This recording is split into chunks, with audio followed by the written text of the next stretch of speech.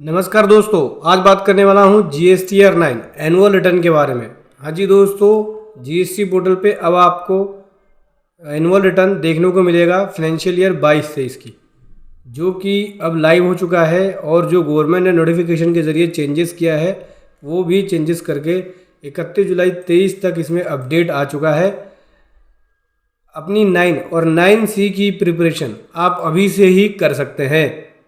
चलिए आज की वीडियो में समझेंगे कि फाइनेंशियल ईयर 22-23 के लिए GSTR 9 के अंदर क्या क्या चेंजेस है और क्या क्या डिटेल भरनी पड़ेगी और किसको किसको यहाँ पे GSTR 9 फाइल करनी होगी। उससे पहले बताना चाहूँगा, जो भी भाई बंधु मेरे चैनल पे पहली बार हैं, इस वीडियो को पहली बार देख रहे हैं, जिन्होंने अभी तक सब्सक्राइब नहीं किया, सब्सक्राइब कर लीजिए, साथ ही साथ बेल आइकन पे भी क्लिक कर लीजिए ताकि इस तरह का कंटेंट आपको मिलता रहे। तो दोस्तों देखो, यहाँ पे बहुत सारी टेबलें हैं GSTR 9 की, एक एक करके समझेंगे। सबसे पहले बात करते हैं टेबल 4 के बारे में। टेबल 4 के अंदर क्या क्या डिटेल आपको देनी होगी फाइनेंशियल ईयर 22-23 के लिए। सो दोस्तों यहाँ पे आपको B2C की डिटेल देनी होगी। B2C सेल जो है आपकी, B2B सेल्स की डिटेल है, एग्जम्प्ट सप्लाई की है, डीम्ड सप्लाई की है, एडवांस अगर रिसीव किया है उसके ऊपर कोई टैक्स बनता है उससे रिलेटेड है, डेबिट नोट, क्रेडिट नोट, इन सब की डिटेल्स यहाँ पे देनी होती है। ठीक है, नीचे जो है अमेंडमेंट्स की डिटेल जाती है क्रेडिट नोट, डेबिट नोट की। अभी यहाँ पे टैक्स पेयर चाहे तो डेबिट नोट और क्रेडिट नोट की नेट ऑफ वैल्यू दे सकता है, मतलब कि अलग से रिपोर्टिंग करने की रिक्वायरमेंट नहीं है, आप इसकी नेट ऑफ वैल्यू दे सकते हैं। 4B से लेके 4E तक की रिपोर्टिंग आप नेट ऑफ दे सकते हैं, अमेंडमेंट को लैस करके जो नेट वैल्यू आती है वो दे सकते हैं। ये पिछले साल के लिए भी एप्लीकेबल था, वो ये इस साल के लिए भी एप्लीकेबल है, सेम रिलैक्सेशन।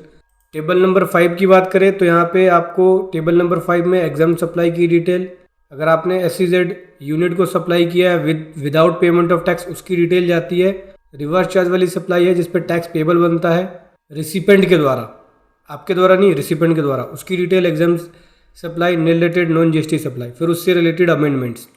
यहाँ भी रिलैक्सेशन है जो कि पिछले साल के लिए है। देखो यहाँ पे बताते हैं कि टैक्स पेयर 5A से 5 अमेंडमेंट है उसकी नेट ऑफ वैल्यू दे सकते हैं। नेट ऑफ का मतलब हो गया कि भाई ये डेबिट नोट, क्रेडिट नोट इस रिलेटेड सप्लाई के अगेंस्ट में इशू किया गया है, एग्जाम सप्लाई के अगेंस्ट में इशू किया गया है, या SEZ सप्लाई के अगेंस्ट में, या एक्सपोर्ट सप्लाई के अगेंस्ट में, तो उसकी वैल्यू को माइनस करके नेट वैल्यू दे सकते हैं। चाहे तो आप अलग अलग रिपोर्ट कर सकते हैं। ये पिछले साल के लिए था, इस साल के लिए भी सेम एप्लीकेबल है। टेबल नंबर 6 में बात करें तो टेबल नंबर 6 में जाती है ITC की डिटेल, जो कि ऑटोमेटिक 3B से उठ के आता है। जो 3B से उठ के आया उसका आपको यहाँ वाइफर्केशन देना होता है कि इनपुट का कितना है, कैपिटल गुड्स का कितना है, इनपुट सर्विस का कितना है। तो यहाँ पे आपको इनपुट और कैपिटल गुड्स का देना मैंडेटरी है। इनपुट सर्विस में ऑप्शन है, चाहे तो आप इनपुट सर्विस और इनपुट का एक ही कॉलम में कर सकते हो रिपोर्टिंग। पिछले साल के लिए भी यही था, इस साल के लिए भी यही है, चाहे तो आप सेपरेट रिपोर्ट कर सकते हो। तो inward supply other than reverse charges, but SEZ supply से, SEZ यूनिट से जो सप्लाई रिसीव किया है उससे रिलेटेड कोई इनपुट है उसका वाइफर्केशन दे दो। इनवर्ट सप्लाई अनरजिस्टर्ड पर्सन से लिया है, रिवर्स चार्ज वाला है, उसका वाइफर्केशन दे दो। इनवर्ट सप्लाई रजिस्टर्ड पर्सन से, ऊपर अनरजिस्टर्ड था, यहाँ रजिस्टर्ड पर्सन से रिवर्स चार्ज वाला है तो उसकी डिटेल दे दो। इम्पोर्ट ऑफ गुड्स है उसकी डिटेल, इम्पोर्ट ऑफ सर्विस है उसकी डिटेल, ITC रिसीव किया ISD से तो उसकी डिटेल दे दो यहाँ पे। तो इस तरह की डिटेल यहाँ जाती है। बेसिकली ITC का वाइफर्केशन जाता है यहाँ पे। सेव करेंगे, ओके कर देंगे और उसके बाद यहाँ से बढ़ते हैं आगे टेबल नंबर 7 की तरफ। टेबल नंबर 7 में अगर कोई रिवर्सल किया है इनपुट एस क्रेडिट का, उसकी डिटेल आप यहाँ दे सकते हो। इसके लिए भी अगर पिछले साल की आपने 3B फाइल करी है तो 3B की टेबल्स को यूज़ कर सकते हो। यहाँ पर रिवर्सल अलग अलग सेक्शन के अकॉर्डिंग है, जैसे रूल 37 के अकॉर्डिंग, 39, 42, 43 के अकॉर्डिंग रिवर्सल दे सकते हैं। सेक्शन 17 सबसेक्शन 5 ब्लॉक क्रेडिट का कोई रिवर्सल है उसकी डिटेल, ट्रेन 1 ट्रेन 2 का है वो अदर है वो दे सकते हो। ध्यान रखना, जो आपने 3B के अंदर रिवर्सल किया है पूरे साल वही वाला देना है। एनुअल रिटर्न में कोई रिवर्सल आप कर नहीं सकते, इसके अंदर केवल रिपोर्टिंग जाती है। कोई टैक्स की लायबिलिटी बनती है, कोई एक्स्ट्रा ITC ले लिया है तो आप उसको DRC 03 के थ्रू पे करोगे।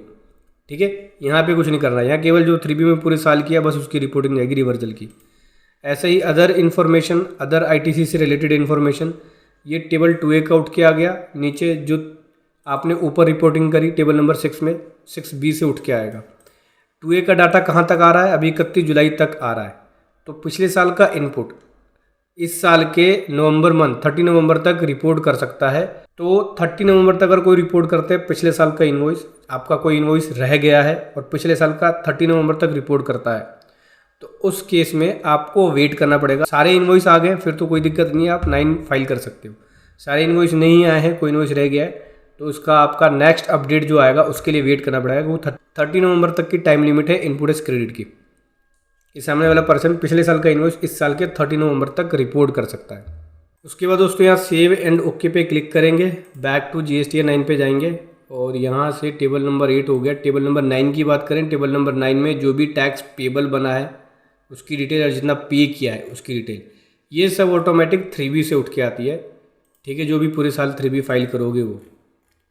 तो 9 को फाइल करने से पहले ज़रूरी यह है कि आपको अपने पूरे साल की R1 और 3B की मैचिंग ज़रूर करना है। इनपुट टैक्स क्रेडिट को मैचिंग ज़रूर करना है कि 3B में कितना था, 2B में कितना है, 3B में कितना लिया, 2B में कितना है। ठीक है, 3B और 2B को मैच करना है क्योंकि 2B से अब ITC ऑटोमेटिक आ रहा है। 2B में कितना है और 3B में कितना लिया। यहाँ पे ITC अभी भी 2A से उठ के आता है। 2A से इसलिए उठ के आएगा क्योंकि 2A के अंदर चेंज हो जाता है अगर कोई सामने वाला बंदा चेंज करता है तो, क्योंकि रियल टाइम बेस पे चेंज होता है। 2B नहीं ले सकते हैं कि 2B से ITC उठ गया, क्योंकि 2B से क्यों नहीं ले सकते हैं, क्योंकि 2B फिक्स रहता है, 2B में कुछ चेंज नहीं होता, इसलिए 2A लेना पड़ेगा यहाँ पे। क्योंकि अगर सामने वाला पर्सन 30 नवंबर तक कोई इनवॉइस रिपोर्ट कर देगा तो वो आपके 2A में जाकर रिफ्लेक्ट हो जाएगा उसी ईयर में, जिससे उसका ITC उठा के डायरेक्ट यहाँ पे आ जाए। देखो 9 को फाइल करने से पहले आप टेबल 8A होता है यहाँ पे, ये देखो टेबल 8A, इसके डॉक्यूमेंट को डाउनलोड कर लेना, एक्सेल में डाउनलोड हो जाएगा ये, और उसकी मैचिंग जरूर कर लेना क्योंकि टेबल 8A से ही आपको पता लगेगा कितने इनवॉइस 9 में आ रहा है और कितने आपके बुक्स के अंदर है। बुक्स के हिसाब से मैचिंग जरूर करना। टेबल नंबर 10 की बात करें, यहाँ पे अगर पिछले साल का इनपुट इस साल कोई भी सप्लाई पिछले साल की इस साल आपने डिक्लेयर करी है तो उसकी डिटेल देनी पड़ेगी। कोई रिड्यूस करी है आपने सप्लाई, उसकी डिटेल देनी पड़ेगी। बेसिकली यहाँ डेबिट नोट, यहाँ क्रेडिट नोट जाएगा। अगर पिछले साल का कोई डेबिट नोट इस साल दिखाया तो उसकी डिटेल, पिछले साल का कोई क्रेडिट नोट इस साल दिखाया तो उसकी डिटेल, कोई ITC रिवर्सल किया है पिछले साल का इस साल 3B के अंदर तो उसकी डिटेल देना होगा। पिछले साल का कोई ITC इस साल अवेल्ड किया है 3B के अंदर तो उसकी डिटेल देनी होगी। ठीक है, 9 में ITC आप रिवर्स कर सकते हो, ना ही 9 के अंदर ITC अवेल्ड कर सकते हो, बस रिपोर्टिंग होगी। आप मैचिंग करा लो, मैचिंग बना लो, क्योंकि अगर आपका कोई ITC एक्स्ट्रा है, रिवर्सल की भी टाइम लिमिट आपके पास सितंबर की जो 3B जाएगी उसके अंदर होती है। ठीक है, और क्लेम करने की भी सितंबर की 3B के अंदर है। सितंबर की 3B आप 30 नवंबर तक कर सकते हो।